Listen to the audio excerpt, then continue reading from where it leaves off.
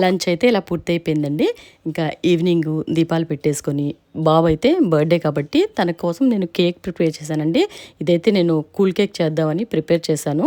అయితే పిల్లలకి ఇది ఇలా చూడగానే టెంప్టింగ్‌గా ఇలానే తినేస్తేనే బావుంటుందని చెప్పి పిల్లలు చెప్పడం వల్ల కేక్‌ని అయితే ఇలానే ఉంచేసానండి. దీన్నైతే డెల్ కేక్ చేసుకుంటే చాలా బావుంటుంది. కానీ ప్లెయిన్ కేకే తినడానికి పిల్లలు ఇష్టపడ్డారు కాబట్టి ఇలానే ఉంచేసాను. లైట్‌గా కొంచెం రోస్ట్ అయిందండి. దాన్ని అయితే కట్ చేసి తీసేయొచ్చు. మన ఛానల్‌లో ఆల్రెడీ చేశాను నేను. కేక్‌ని ఎలా మనం ఇంట్లో చాలా సింపుల్‌గా చేసుకోవచ్చు అనేది.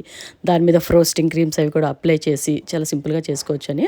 చక్కగా సింపుల్‌గా ఇంకా వీళ్ళైతే కేక్‌ని కట్ చేసుకొని చక్కగా సింపుల్‌గా సెలబ్రేట్ చేసుకున్నారండి. ఈ కేక్ అయితే నేను చేసిన కేకే చాలా బావుందని, స్మూత్‌గా, స్పంజీగా, టేస్టీగా ఉందని చెప్పి ఈ కేక్‌ని బాగా ఎంజాయ్ చేస్తూ తిన్నారండి. చాలా బావుంది. ఇంకా ఇలా కేక్ కట్ చేసుకొని ఇంకా క్రాకర్స్ అయితే పిల్లల చేత కాల్పించేసి ఇలా దివాళీని అయితే కంప్లీట్ చేసుకున్నామండి చక్కగా.